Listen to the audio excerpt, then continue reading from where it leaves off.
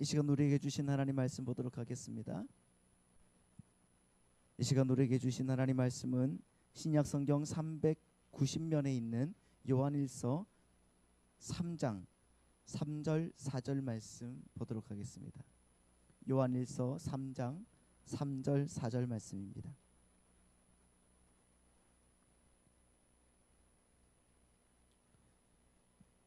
제가 봉독해 드리겠습니다.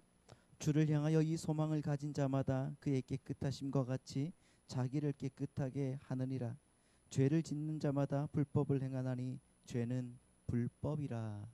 다시 우리 다 같이 3절 4절 다 같이 읽습니다. 시작. 주를 향하여 이 소망을 가진 자마다 그의 깨끗하심과 같이 자기를 깨끗하게 하느니라. 죄를 짓는 자마다 불법을 행하나니 죄는 불법이라. 아멘. 자, 오늘 또 하나님의 은혜가 우리 사랑하는 성도님들 가운데 가득하기를 소망합니다. 아멘. 근데 여러분, 오늘 또 주님의 은혜가라고 했는데 여러분, 은혜가 뭔가요? 은혜가 사람 이름입니까? 정은혜, 박은혜 이런 많은데 제가 조직신학을 배울 때 루이스 벌콥이라는 신학자가 있습니다. 신학자가 있는데 그 신학자의 조직신학이라는 책을 배웠어요. 상중하로 되어 있는데 조직신학을 가지고 이제 교수님께 배웠거든요. 근데 거기서 그분이 이 은혜에 대해서 이렇게 설명을 했어요. 뭐라고 하냐고 하면은 제가 읽어드릴게요. 은혜란 신자를 다스리시는 하나님의 통치 방법이다.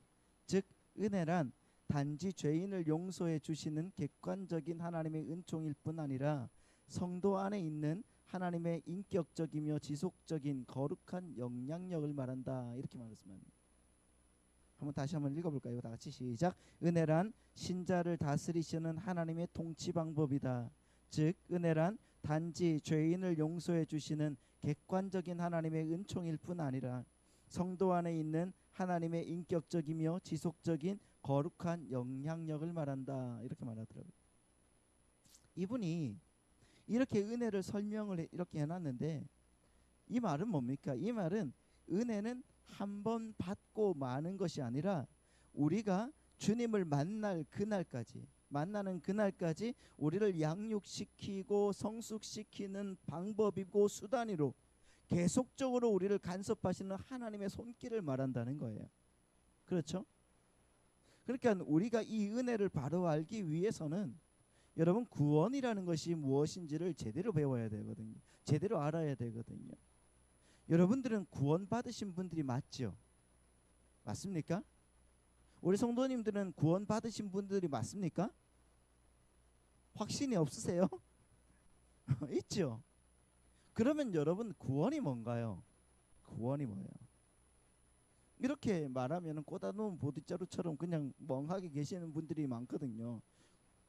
구원 받았다고 해놓고 구원이 뭡니까? 라고 하면은 이렇게 된단 말입니다. 그렇지 않습니까? 오늘 여러분 이걸 꼭 숙지하고 돌아가셨으면 좋겠어요. 여러분이 구원을 제대로 이해하려고 하면은 먼저 구원의 세 시제, 그러니까 3시제를 정확하게 알고 계셔야 돼요. 그러니까 구원은 칭의와 성화와 영화 이 세 가지를 모두 합쳐서 구원이라고 하는 거예요.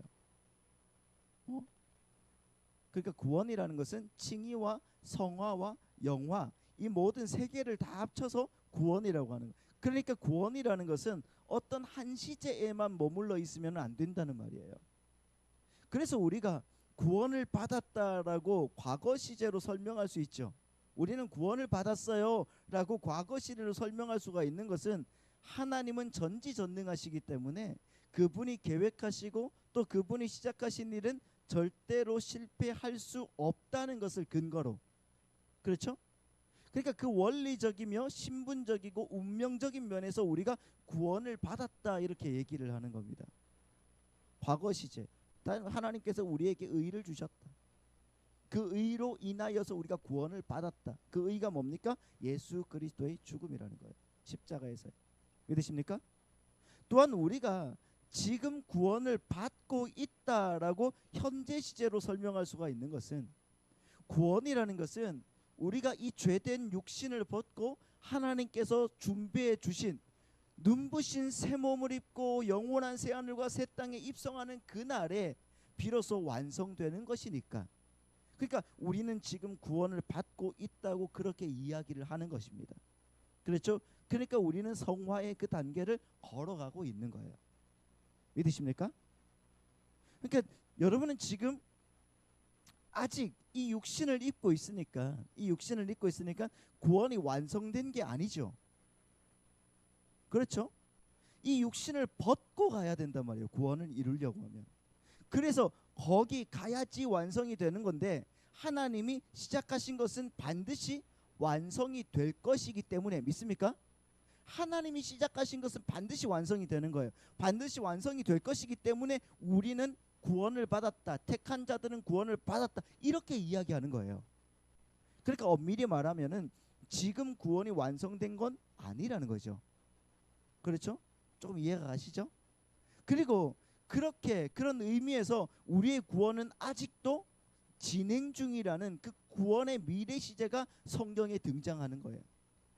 그러니까 우리를 구원하시는 하나님의 그 은혜, 그런데 그 은혜가 단발적이고 일회성으로 끝나는 것이 아니라, 그렇게 그치는 것이 아니라, 우리가 영화의 그 단계에 들어가게 될 때까지 지속적으로 우리의 삶에 영향을 미쳐야 되겠죠. 구원이라는 것이. 왜? 우리가 은혜로 구원을 받았는데 우리의 구원이 지금 또 진행 중이 있으니까. 그러니까 은혜가 과거의 어느 시점에 딱 한 번 있다가 말면 안 되는 거지 않습니까? 그렇잖아요. 그러니까 여러분이 나 은혜 받았어, 그랬을 때 항상 여러분의 거룩과 관계가 있을 때 그 은혜라는 단어를 쓰게 되는 거란 말이에요. 하나님이 지금 나를 이 땅에서 거룩하게 하나님의 자녀답게 만들어가고 계시는데, 그때 나에게 가해지는 그 영향력과 경향성이 바로 은혜라고 말하는 거예요. 그러니까 나 은혜 받았어 라고 이야기할 때는 내가 그 일로 인해서 나의 거룩의 보탬을 받았을 때, 그때 나 은혜 받았어 라고 이야기를 하는 거란 말입니다. 이게 무슨 말이냐고 하면은, 여러분이 오늘 말씀을 통하여서, 오늘 제목이 뭐였죠? 죄 죽이기였거든. 죄를 죽여라, 이렇게 말씀을 들었단 말이에요.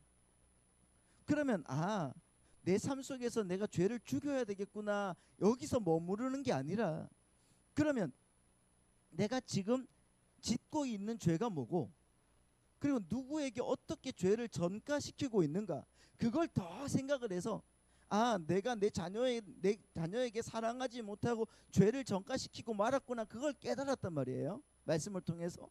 그러면 그걸 깨달은 내가 나의 잘못된 행실과 죄된 행실을 그 자녀에게 고백하고 다음부터는 하나님의 뜻대로 잘 살겠다는 결단까지가 바로 나 은혜 받았어 라는 말이에요. 그까지예요. 그까지. 한순간에만 머무르는 게 아니라 계속적으로 그 은혜가 나를 끌고 간다는 말이에요. 믿으십니까? 그거예요. 뭐 또 그런 거 있잖아요. 설교 시간에 사랑해라고 했단 말이에요. 사랑해라. 사랑하라는 말씀을 들었으면은 어떻게 해야 되겠습니까? 그러면 그때 내가 이제 사랑하지 못한 대상을 이제 찾아봐야 되겠죠. 그 알고 그분에게 진심으로 주님께서 나에게 주신 그 사랑을 하는 것까지, 전해주는 것까지, 그게 바로 나 은혜 받았어라는 말이에요. 아시겠습니까? 은혜가 단지 나 은혜 받았어 그러니까 말씀이 그냥 너무 감미로워서 눈물 쏙 빠지게 울었기 때문에 나 은혜 받았어 라고 끝나는 게 아니에요. 또 말씀을 전하는 분이 너무 웃겨서 너무 재미있으니까 나 은혜 받았어 이렇게 말하는 게 아니란 말이에요. 그러니까 여러분, 설교 끝나고 나서 목사님 은혜 받았습니까? 그게 아니라 내 삶 속에 들어가서 그 사람들을 하나님의 사랑으로 품어주고 안아주는 것까지가 은혜 받았어요. 내 삶을 변화시키는 것까지가 은혜 받았어란 말이에요. 믿으십니까? 은혜는 그러니까 항상 여러분의 삶의 거룩과 관계가 되는 거란 말입니다. 그래서 하나님의 은혜를 입어서 은혜와 진리가 충만하신 예수 그리스도를 보게 되어서 그분 안에서 그분을 영접하게 된 사람들은 그때부터 그 삶에 이제 성화가 시작되기 때문에 죄와 사망의 법이 지배하던 그 삶의 그 사람의 그 삶을 이제는 뭐가 지배하는 거예요? 은혜의 법이, 생명의 성령의 법이 지배하게 되는 거예요. 다스리게 되는 거란 말입니다. 그걸 여러분 뭐라고 하는 거예요? 성화라고 하는 거예요. 믿으십니까? 그래서 사도 바울이 로마서 8장에서 이렇게 말하는 거예요. 8장 1절 2절 말씀을 보시죠. 8장 1절 2절 말씀 보시면은 시작. 그러므로 이제 그리스도 예수 안에 있는 자에게는 결코 정죄함이 없나니 이는 그리스도 예수 안에 있는 생명의 성령의 법이 죄와 사망의 법에서 너를 해방하였습니다. 이렇게 말하고 있습니다. 그러니까 여기에서 생명의 성령의 법이 우리 안에 들어왔다 그러잖아요. 그렇지 않습니까? 생명의 성령의 법이 우리 안에 들어와서 죄와 사망의 법을 몰아내고 해방시켰다고 그러죠. 왜요? 왜 그러는가? 로마서 6장 14절 말씀 보시죠. 사도 바울은 여기에서 이렇게 말하고 있어요. 로마서 6장 14절 시작. 죄가 너를 주장하지 못하리니 이는 그러니까 너희가 법 안에 있지 아니하고 은혜 안에 있기 때문에 죄가 너희를 주장하지 못한다. 이렇게 하나님의 은혜를 입어서 은혜와 진리의 본체이신 예수 그리스도를 본 사람들은 은혜가 그 삶을 지배해야 되는 게 맞는 거죠. 맞습니까? 그런데 우리가 한번 생각을 해봐요. 그런데 여기서부터 이제 중요한 거예요. 우리가 우리의 눈을 돌려서 지금 우리 현실을 보면은 여전히 우리의 삶을 은혜가 지배하는 것이 아니라 죄가 지배하는 것처럼 보이는 건 왜 그럴까요?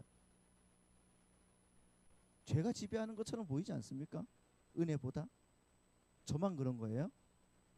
여러분들은 다 은혜가 지배하고 계시죠? 그냥 웃고만 계시면 뭐 어떻게 하나요? 여러분, 은혜가 우리의 삶을 지배하는 게 맞죠? 맞습니까? 그리스도인의 삶을 지배하는 게 맞습니다. 그런데 저는 제 자신을 계속적으로 돌아보면은 은혜가 저를 지배하고 있을 때보다 죄가 저를 더 지배하고 있을 때가 많은 것 같아 보인단 말입니다. 여러분 그렇지 않았죠? 저만 그렇잖아요. 문제는 여러분 그거더라고요. 그거 죄가 더 나를 지배하는 것 같아 보이는 거. 은혜보다. 생각을 해보십시오. 하나님의 은혜로 주님께서 우리를 불러주셨어요. 맞습니까?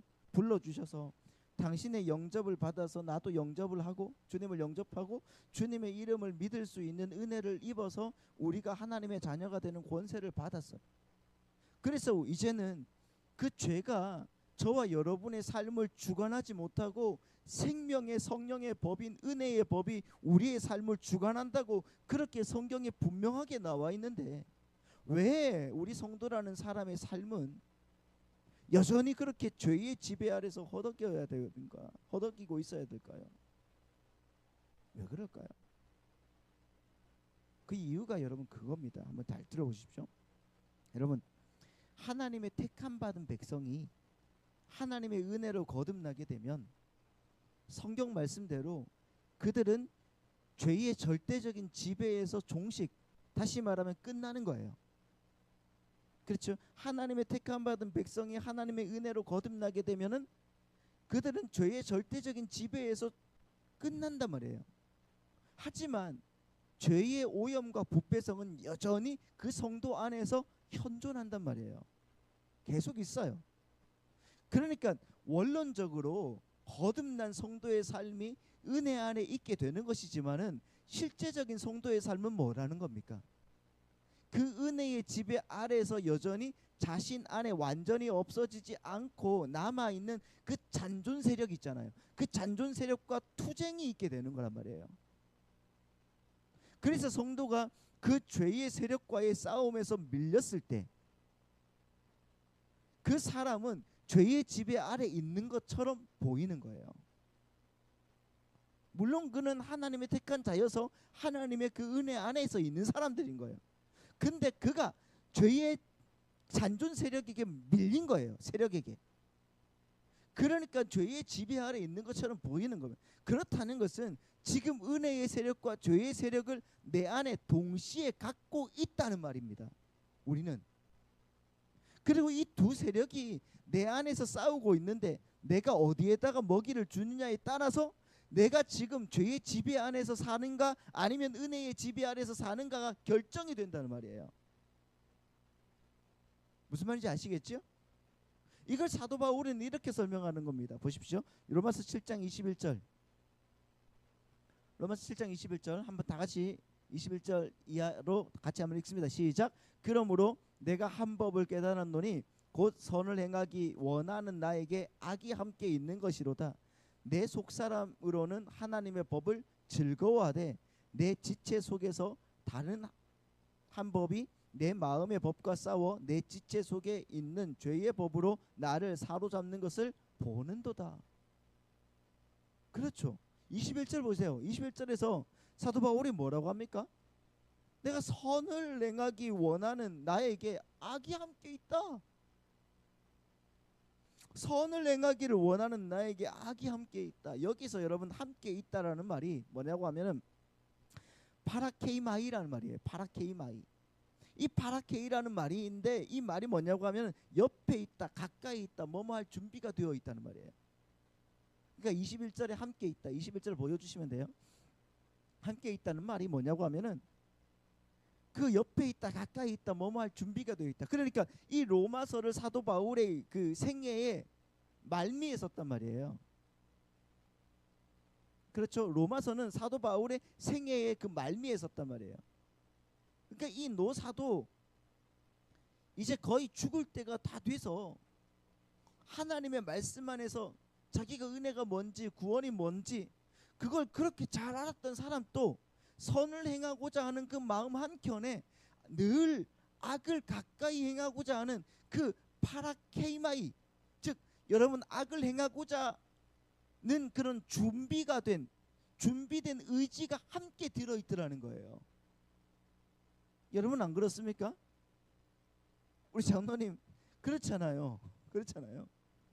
내가 정말 하나님의 말씀대로 막 살려고 막 그랬지만 몸부림을 치지만은 그 안에 함께 악도 죄도 함께 존재하더라는 겁니다. 악을 행하고자 하는 마음도. 그래서 여러분 산전수전 공중전까지 다 겪었던 이 노사도가 24절에서 뭐라고 합니까? 24절에서 로마서 7장 24절 시작. 오호라 나는 곤고한 사람이로다. 이 사망의 몸에서 누가 나를 건져내랴.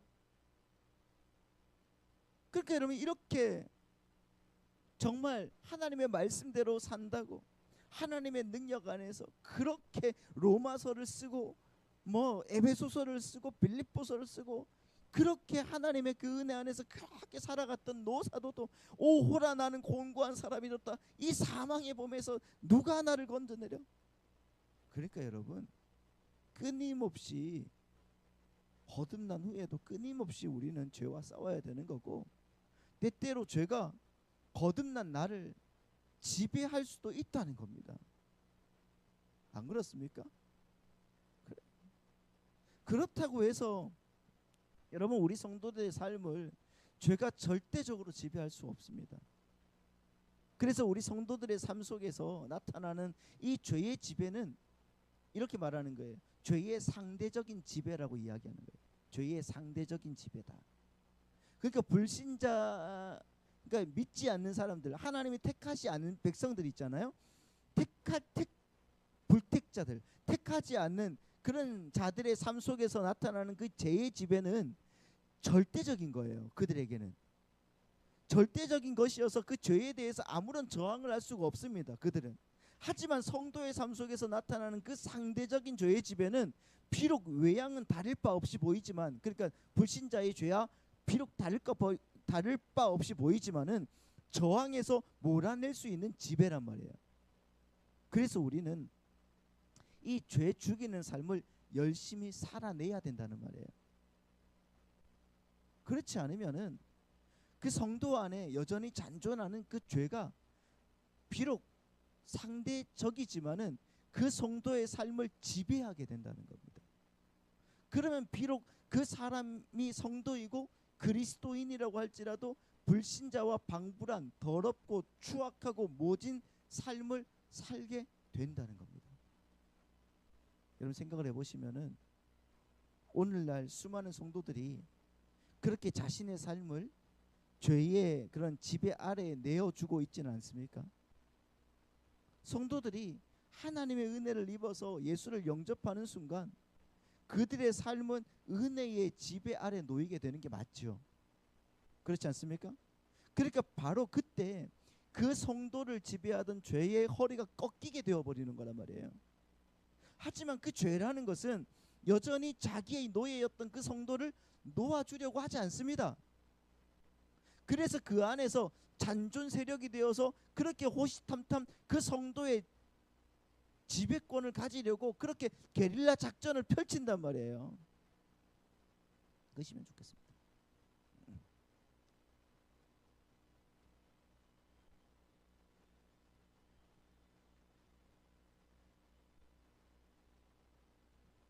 그렇게 게릴라 작전을 펼치고 있단 말입니다. 그러면 하나님이 그 죄의 잔존 세력이 펼치는 그 게릴라 작전을 멈추게 해주시면 좋겠는데 문제는 뭡니까? 하나님은 그걸 그냥 놔두신다는 거예요. 죄가 우리 가운데서 우리를 이렇게 포함시키는 그걸 여러분 그냥 놔두신다는 거예요. 그래서 성도라는 사람들이 그 잔존하는 죄가 벌이는 그 게릴라전에 스스로 동조하게 되고 그 게릴라들이 은혜의 지배 아래 있어야 되는 우리 성도 안에서 또 다른 막강한 불법 기지를 세우는 거예요. 그런데 이 기지는 불법인 거잖아요. 그렇지 않습니까? 왜? 오늘 본문의 말씀 보시겠습니다. 오늘 본문 말씀 보면 요한일서 3장 3절로 4절 말씀 보면 이렇습니다. 오늘 본문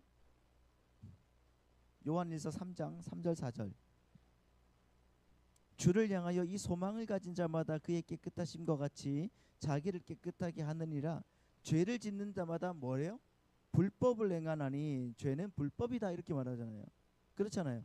그러니까 우리 안에 있는 주님의 그 은혜 안에서 나아가는 그런 삶이 여러분 합법인데, 그런데 죄가 우리 안에 또아리를 트고 어떻게 합니까?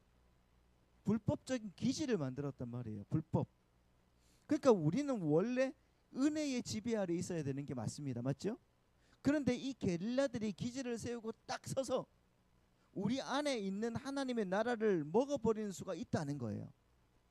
그러니까 말하자면은 우리 안에 하나님 나라의 그 정부군과 죄의 게릴라 반군이 함께 있는데 이 두 무리가 통합이 안 되잖아요. 그래서 그 죄의 세력 반군에 강하면은 그 반군이 먹어버리는 것이고, 하나님의 나라의 그 정부군이 강하면은 더 강력한 정부군이 이 나라를 먹어버리는 거란 말이에요. 그러니까 우리 안에서 죄의 세력과 은혜의 세력이 함께 공존하는데 우리가 그 은혜의 세력에게 자꾸 먹이를 주면은 그 은혜의 세력이 우리를 지배하게 되는 것이고, 우리가 죄의 세력에게 자꾸 순종하고 그걸 묵상하려고 하면은 우리 안에 이 죄의 세력이 우리를 지배하게 된다는 말입니다. 보세요, 이게 진짜 심각한 거거든요. 이게 아주 심각한데, 그런데 사람들이 이 심각한 거를 몰라요.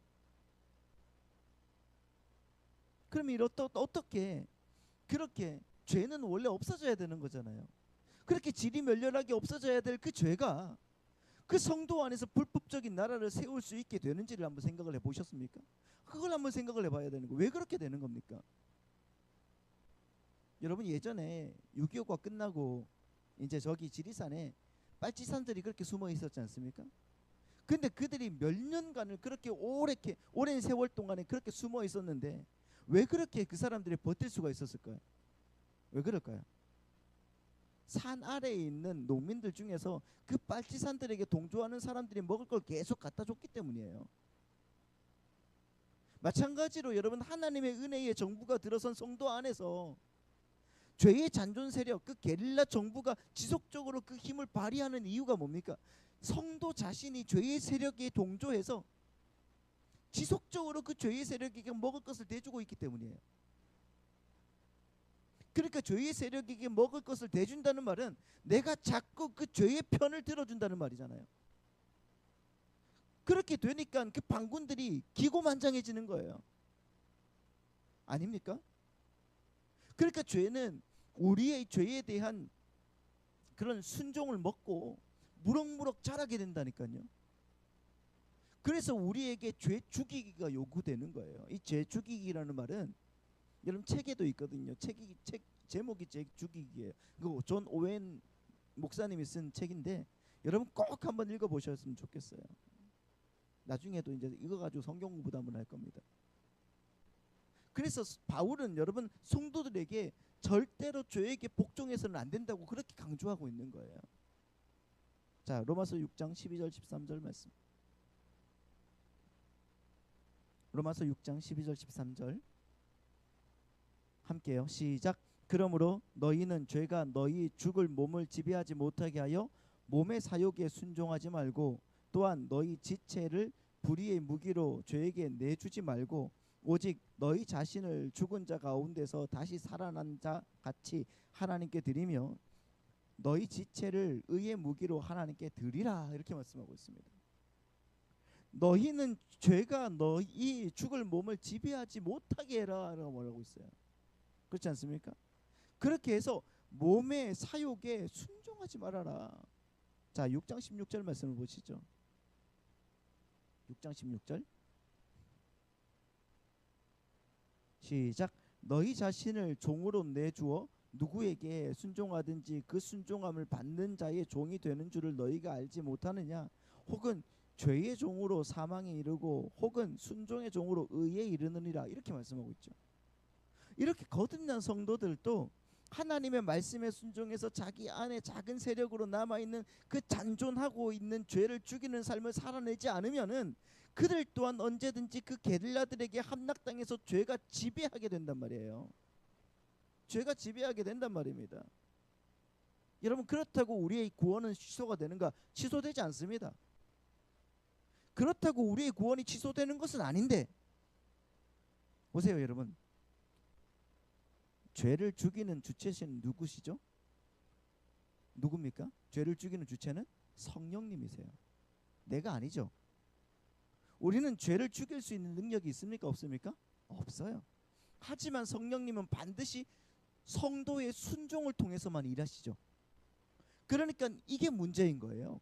죄를 죽이는 주체는 성령님이신데 성령님은 항상 성도의 순종을 통해서만 일하신다는 거. 로마서 8장 13절 말씀 보시면은 뭐라고 되어 있습니까? 너희가 육신대로 살면 반드시 죽을 것이로되 영으로서 몸의 행실을 죽이면 산다 이렇게 말하고 있죠. 여기서 여러분 육신이라는 말은 그 헬라어로 사락스란 말이에요. 사락스라는 말은 몸을 의미하는데 이 몸이라는 것이 그냥 우리 바디 그러니까 바디라는 것이 몸이잖아요. 그러니까 몸 그걸 말하는 게 아니에요. 우리의 몸을 말하는 것이 아니라 고기 덩어리를 말하는 거예요. 고기 덩어리. 짐승의 고기 덩어리 자체를 말하는 거예요. 그러니까 몸이라는 것은 또 다른 단어가 소마라는 단어가 또 있어요. 근데 여기에서는 육신대로 살면에서 육신은 사락스예요. 사락스. 고기 덩어리. 그러니까 너희가 고기 덩어리로 살면이라는 말이에요. 고기 덩어리로 살면 고기 덩어리가 어떻게 산다는 거예요? 고기 덩어리가 고기 덩어리로 어떻게 산다는 거예요? 죄된 육체로 성령이 부어지는 생각 없이 살아간다면 이게 고기 덩어리의 삶이라는 거예요.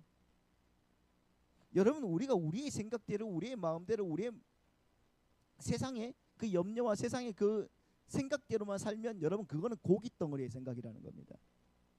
분명히 성경이 그렇게 말하고 있습니다. 그러면 너희는 어떻게 된다? 반드시 죽는다라고 말하고 죽는다. 그러니까 이 죄를 죽이라는 명령은 우리에게 국한된 말씀이라는 거예요. 그러니까 죄를 죽이라는 말씀은 누구에게 국한된 말씀이라는 거죠? 우리 성도들에게 국한된 말씀이에요. 나에게 국한된 말씀이라는 거예요. 그러니까 즉 성령이 주체가 되셔서 죄를 죽이시는데 그 성령님은 불신자들에게 역사하셔서 그들을 순종의 자리로 이끄시는 분이 아니란 말이에요. 불신자들은 그냥 택하지 않았어. 끝난 거예요. 그런데 우리들 하나님의 택한 자들이 있지 않습니까? 창세전에 하나님의 택하신 백성들, 선택된 백성들, 그 성도들에게 역사하셔서 친히 순종의 자리로 끌고 가시면서 몸의 행실을 죽이는 삶으로 가게 된다는 말입니다. 믿으십니까? 그런데 이건 우리의 구원의 전체적인 측면에서 볼 때는 그렇다는 것이고, 가시적인 시각에서 볼 때, 자 지금 현재로 볼 때 우리는 성령의 지배 안에서 뭘 하면서 따라가야 되는 거예요? 순종하면서 따라가는 사람들이라는 겁니다. 믿으십니까? 그런데 우리가 육신대로 살면 어떻게 된다고요? 반드시 죽을 것이로되, 여기에서 반드시 죽는다가 헬라어로 아포드네스코라는 말이에요. 아포드네스코. 이것은 생명을 상실한다는 말이에요. 생명을 상실한다. 그러니까 죄를 죽이는 삶을 살지 않는 성도들의 삶은 생명력이 상실된다. 사라지게 된다는 거예요. 생명력이 상실된다. 그럼 그리스도 안에 그 그리스도인에게 있어서 생명력이 뭐겠습니까? 그리스도인에게서 생명력이라는 것이 뭐 세상의 부여이겠습니까? 오래 사는 것? 아니면 높은 권력에 올라가는 것? 아니면 용사가 되는 것이겠습니까? 아니죠. 여러분, 그리스도인에게 있어서 이 생명력은 주님을 믿음으로 말미암아 주어지게 되는 그 행복과 기쁨과 감사와 찬양이란 말이에요. 맞습니까? 그리스도인에게 있어서, 세상 사람들이 아니라 그리스도인에게 있어서의 생명력은 바로 행복, 주님을 만나서 너무 기뻐서 주어지는 행복과 기쁨과 감사와 찬양, 이런 거란 말이에요. 그러니까 그 생명력, 그게 없어지고 마치 죽은 자들처럼 고통스럽게 생명력이 없게 그렇게 살게 된다는 말이에요. 하지만 영으로서 몸의 행실을 죽이면 어떻게 된다는 거예요? 그렇죠. 8장 13절 하반절에 보면 영으로서 몸의 행실을 죽이면 어떻게 된다? 산다. 여기서 여러분 죽이다, 지금 죽일 것이로되 다음에 죽이다, 죽이면이라고 되어 있잖아요. 여기서 여러분 죽이다라는 또 다른 단어가 있는데, 이게 헬라어로 다나토어라는 말이에요. 다나토어. 이 말은 뭐냐고 하면 동물이나 사람 같은 생명력이 있는 것들을 공격해서 목숨을 끊어버릴 때 쓰는 단어예요. 그러니까 기식 있는 생물들을 공격해서 죽일 때 쓰는 단어가 바로 다나토어라는 거예요. 그러니까 무슨 말입니까? 성경이 이 죄를 지금 의인화시키고 있는 거죠. 죄가 살아있다는 거예요. 살아있다고. 그래서 우리 성도들에게 요구되는 이 살아있는 죄와의 싸움은 그야말로 치열한 전투여야 된단 말입니다. 그래서 이 죄를 죽여버려야 된다, 그렇게 말하고 있는 거예요. 그래서 공격해서 죽여버려야 될 싸움을 우리 성도들은 그렇게 죄와 전투해야 된다고 말씀하고 있는 거란 말입니다. 그런데 이런 전투가 우리의 삶에 없기 때문에, 여러분, 이렇게 은혜의 진리이신 우리 주님을 보고 구원을 얻었다고 하는 사람들의 삶 속에서 그 은혜의 지배가 사라지고 죄의 지배가 판을 치고 있는 겁니다. 아닙니까? 죄 죽이기의 싸움을 안 하고 있기 때문에, 이 전투가 얼마나 치열한지 모르기 때문에, 그렇게 여러분 우리가 할 일 없이 맹숭맹숭한 그런 성도의 삶을 살아가고 있는 건 아닌지를 생각을 해보셔야 되는 겁니다. 아까 바울이 그러잖아요. 그렇게 늙은 바울도, 이제 곧 죽을 바울도 오호라 나는 공고한 사람이로다. 누가 이 사망의 몸에서 나를 건져내랴. 여기서 여러분 사망의 몸이라는 것이 뭐냐고 하면, 사망의 몸이라는 것이 옛날에 고대 시대에 살인자를 잡으면은, 살인자가 있잖아요. 그 살인자를 딱 잡았으면 그 사람들에게 이제 벌을 줘야 되는데, 그 살인자가 죽인 시체가 살인자가 죽인 시체가 있죠. 시체. 살인자가 이제 죽였으니까 그 시체를 그 살인자에게 이렇게 이제 머리가 있으면 이렇게 마주보게 하는 거예요. 그게 벌이에요. 마주보게 해서 꽁꽁 묶어놔요. 언제까지? 그 피해자의 시체가 다 썩을 때까지. 그렇게 계속 묶어놓는 겁니다. 계속 보게 하면서. 그럼 이 살인자가 그 시체를 얼마나 떼려고 노력하겠어요? 얼마나 안 보려고 노력하겠습니까? 계속 썩어 들어가면 그 악취가 얼마나 심합니까? 그리고 또 이 썩어 들어가는 것이 얼굴에 보이면 여러분 얼마나 무섭습니까? 자기가 죽인 사람인데. 그러니까 그 정도로 죄는 그렇게 더럽고 집요하고 안 떨어진다는 거예요. 그래서 우리는 이 죄와 어떻게 해라? 피 흘리기까지 싸워야 된다고 하는 거예요. 피 흘리기까지. 히브리서 12장 4절 말씀.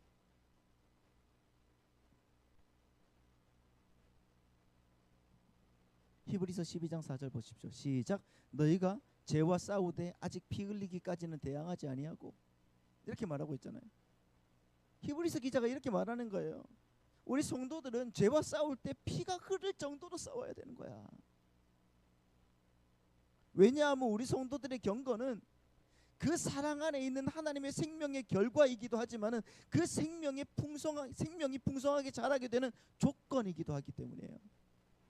그래서 여러분 성도는 끊임없이 죄와 싸워야 되는 것입니다. 오늘 또 여러분 우리의 삶 속에서 어땠습니까?